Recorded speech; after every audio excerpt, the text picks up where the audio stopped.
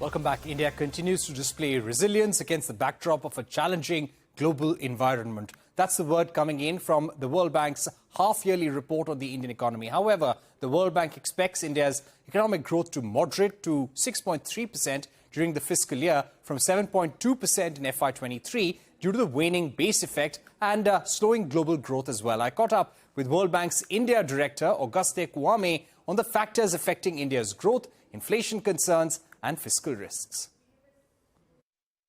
India grew very fast last fiscal year. At 7.2%, India was the second fastest growing economy among the G20 countries. And India's growth of 7.2% was almost double the average for emerging market and development economies.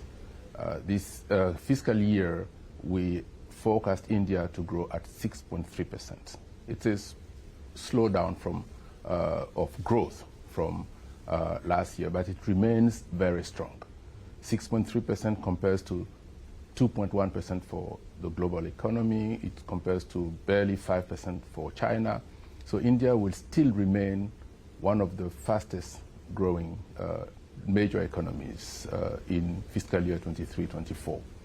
What is driving growth in fiscal year 23-24?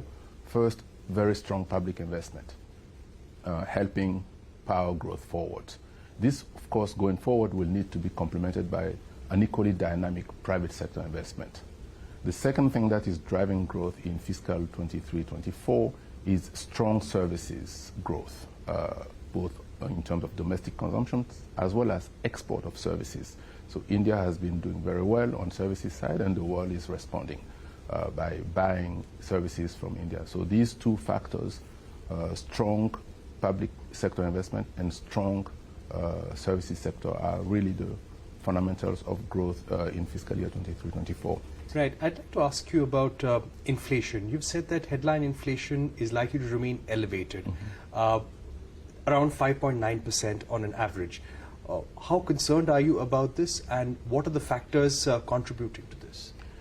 So inflation is a concern because it affects the consumer, especially the middle class and the low-income families. So yes, it is a concern.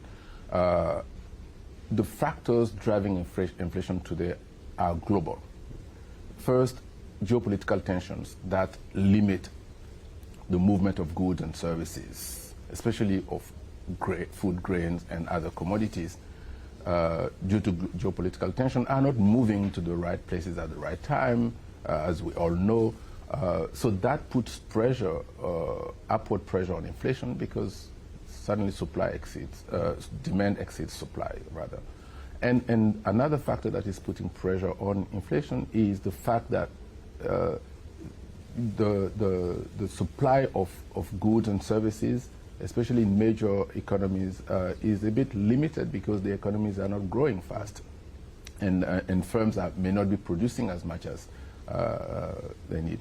And the third factor is, coming out of COVID, we saw a fair amount of disruption in global value chains, and it seems they have not really picked up fully yet, especially in some segment of the economy. And then we're also moving toward a greener global economy. This is good. But as we do that, we also need to increase the supply of intermediate goods and basic commodities that are needed to produce greener goods, such as batteries and so on. And these items tend to be low in supply because we have not really gotten into finding ways of increasing their supply. So there are these factors that are putting upward pressure on inflation. And it's not just inflation that is a concern today. Because of high inflation, global central banks are trying to fight this inflation, and in trying to fight it, they're raising interest rate, or they're keeping interest rate at a high level. And this means that it becomes more difficult to finance development. So developing countries are finding it too expensive to go and borrow to finance their own growth because of these high interest rate driven by the need to fight high inflation. So there are a lot of implications of this high inflation environment. specifically in India, we don't think that the factors, the domestic factors, are the biggest factors in driving inflation. But there are a few factors as well. And in fact, I should say the government has been taking measures to fight inflation, for example, by limiting export of some commodities. In a normal world, we will not think this is a good idea, to put export barriers. But this is what many countries are doing now. In fact, in the past few years, there have been more than 2,000 trade restriction taken by all the countries in the world. This is not a good thing, but countries are doing their best to try and fight inflation because of its impact on consumers. Right. To ask you about consumer demand playing out, especially in the post-pandemic period, are you seeing a decline in consumption demand to some extent, or will it continue to remain robust at the same levels as you had predicted in April? So consumption is robust. It will, India is a big market, and consumption is a very important factor in driving growth, especially private consumption. It is not going to be the biggest delta in creating growth going forward because, inflation is a concern for consumers. Consumers have come back to borrow thanks to a strong banking sector, and also they want to, post-COVID, people are getting back into, consuming and into borrowing. But the cost of borrowing is fairly high, so that will also put a bit of restriction on how much consumption is going to grow going forward. But consumption will remain an important part of growth, and we hope, as I said earlier, it will be complemented by strong private investment. Right. Now, as far as the capex cycle goes or private investment goes, do you feel that there are enough gears in the economy to push private investment? Do you see this increasing now for the remaining part of the fiscal taking off at a higher pace? So in the short term, it's hard to predict where private investment will go. I think in the long term, private investment will do very well. In the long term, we're very bullish on India. India is, with the strong push on public investment now, there is no doubt that in the next few years, this will translate into private investment picking up because you'll have a strong base of infrastructure, thanks to public investment today. But in the very short term, in the next 6 months, it's hard to predict how private investment will respond.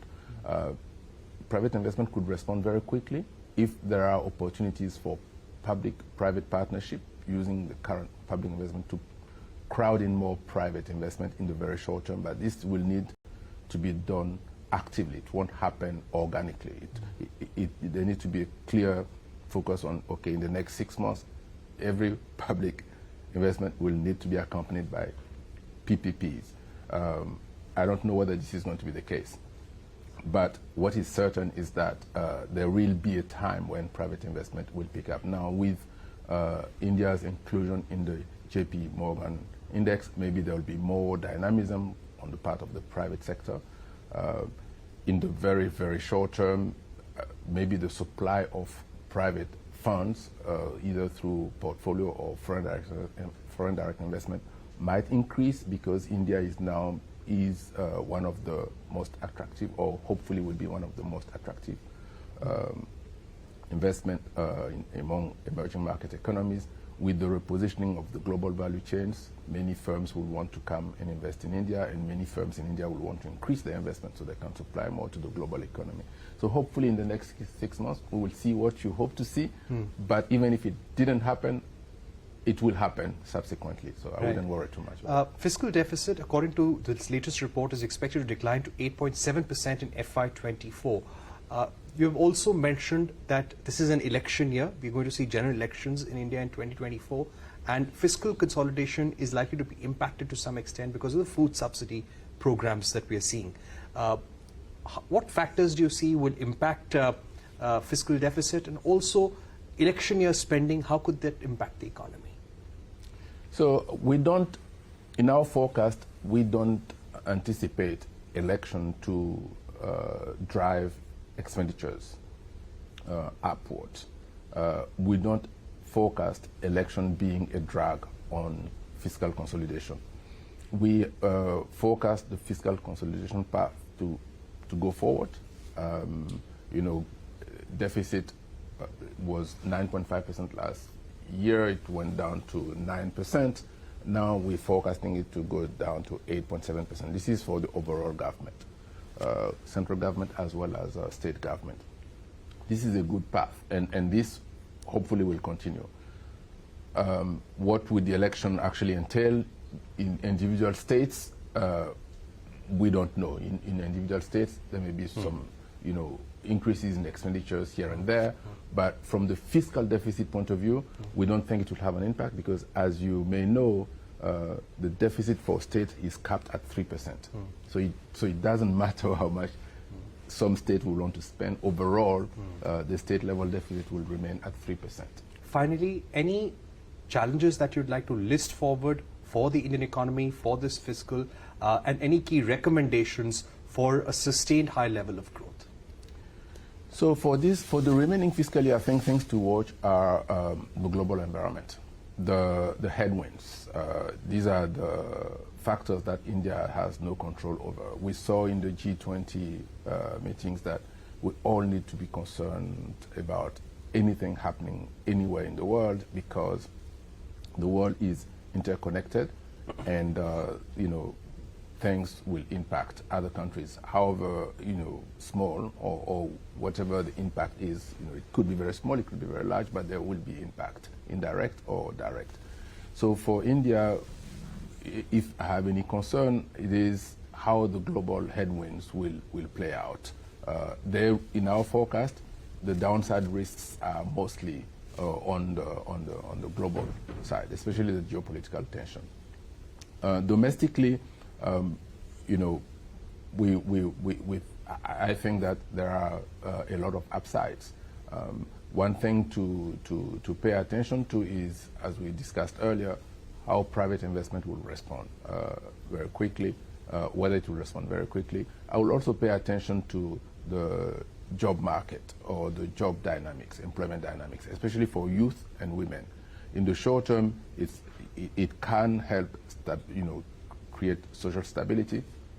In the long term, it will be a very big plus for growth. So I will also look at that carefully. And then finally, I will look at the regulatory environment to ease some regulations that may not facilitate the private investment and the attractiveness of foreign direct investment. So those can improve in the short term, and they will hopefully add to growth in the next 6 months. All right, easing regulations, encouraging more public-private partnerships, and watching out for the geopolitical tensions and the global slowdown as well. Those are recommendations from the World Bank for India for this fiscal. With that, it's a wrap on this edition of News Center. More updates when we're back.